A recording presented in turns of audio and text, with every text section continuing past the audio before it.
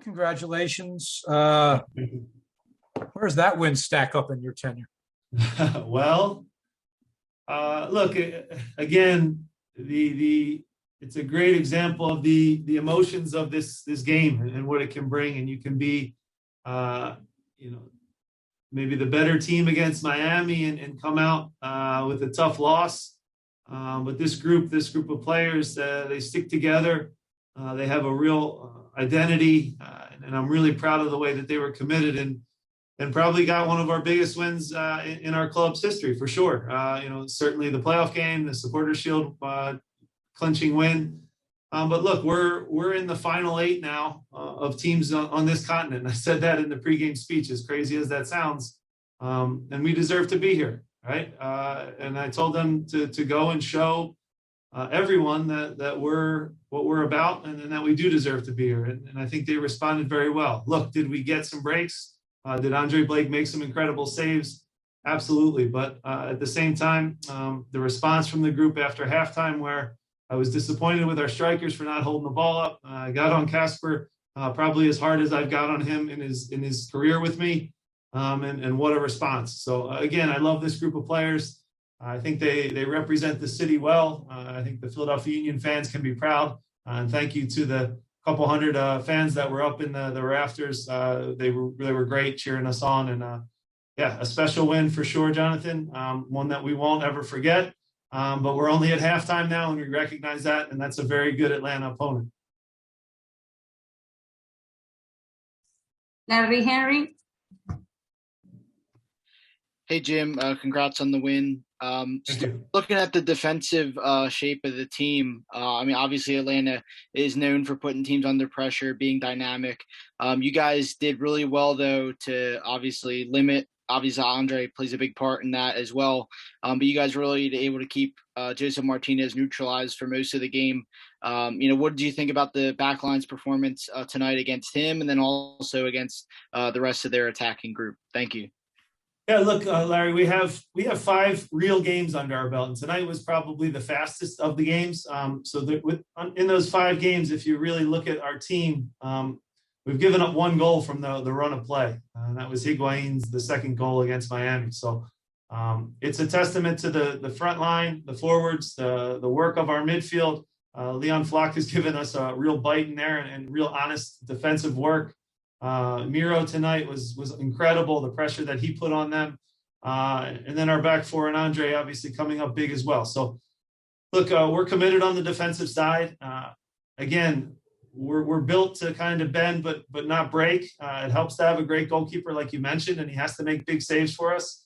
But then if we can be clinical like that in transitions, there's so many different ways you can play this game. People can open up and pass the ball around and put together 600-700 passes, and that's a nice way to play.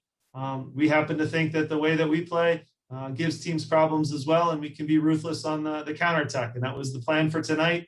And all the credit goes to the players for executing. Some of those transitions on the goals, even the ones we didn't score, I thought were excellent. And to go in now at 3-0, we're almost there, but we still have a lot of work to do in this competition. Have to rest up, obviously enjoy the win and get ready for New York City, another tough team coming into our building. Michael McCall. Hi, Jim. Congratulations on the win.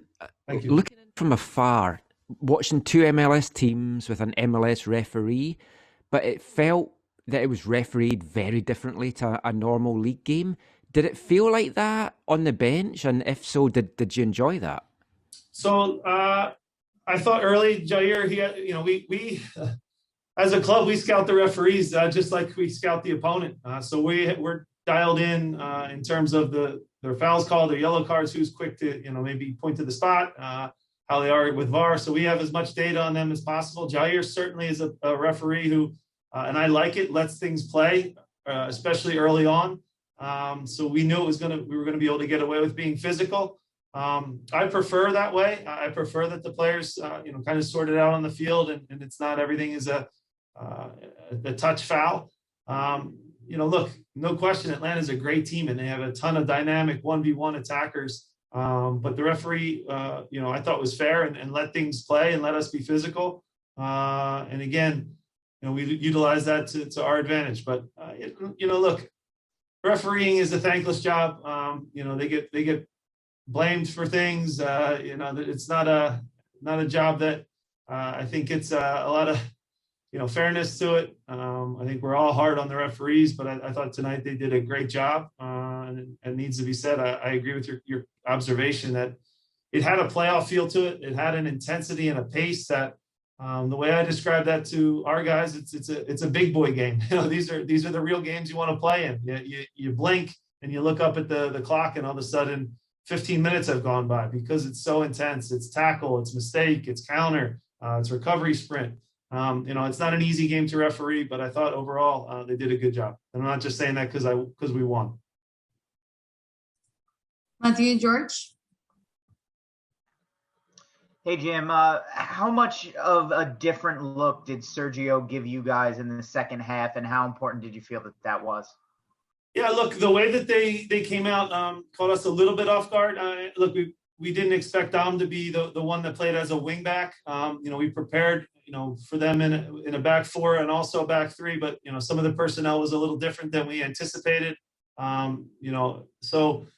The way that they played with their three center backs, they were very brave in their buildups where they build with two. Sosa would step into midfield as like a six, which was very aggressive and gave us problems for sure.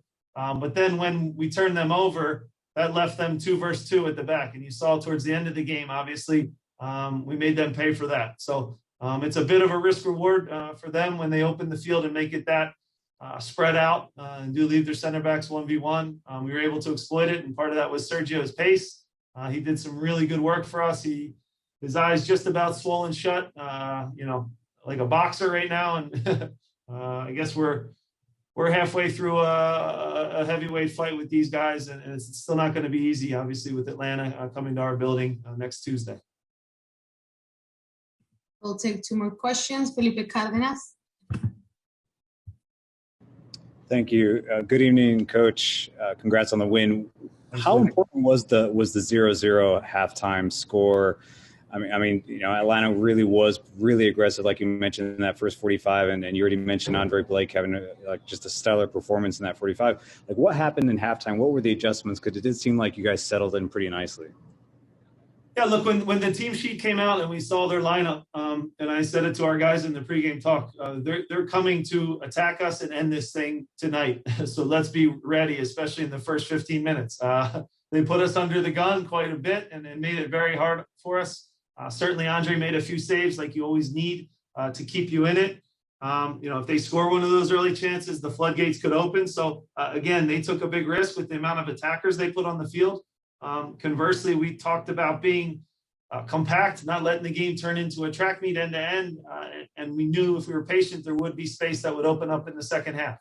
So again, it was, I think, a tactical game where they took some risk. We took some risk on a different night. Let's be honest, they could have scored their chances. And we'd all be talking about something different. So 2 really good teams, I think, early in the season where, again, when you watch the game and the tempo of it, were the plays all perfect? Absolutely not. But it had a real intensity and a real playoff feel to it. So it's a knockout competition. Obviously, now we're halfway through in these types of games, whether it's Open Cup or Concacaf Champions League. It's about surviving and advancing. And I thought we survived the first half and then put together some pretty good soccer in the second, and we're able to punish them a bit. We'll close with Matt Ralph. Jim, there were a lot of similarities in terms of the second half. I feel like we've talked about this before where, you get that first goal and then it kind of opens things up. Did you see similarities between this and the second leg of the Saprissa game where, you're kind of scuffing a little bit trying to get that first goal and then you get it and you kind of see the way the team kind of then responds to the goal and it's like, it's like you said, it kind of opens things up and then opens the floodgates. Yeah, look, it's a good observation, Matt, and please use the full context of this quote, but because what I say at the beginning is probably the most important. We are not perfect and we do not have all the answers, but what does make us unique is we are the only team in our league that consistently plays a 4-4-2 diamond. So we see that as our advantage. Is it always beautiful soccer? Absolutely not. But over the 90 minutes, we have a tendency to not concede a lot, and we can grind things out and wear teams down. I think that you saw us do that this evening against a really good, again, opponent that played well, that spread us out and made it as difficult as possible. But again, I couldn't be more proud for our players now, sticking to the principles that we have, and then trusting that eventually the floodgates would open. When we got our chances, we were very clinical.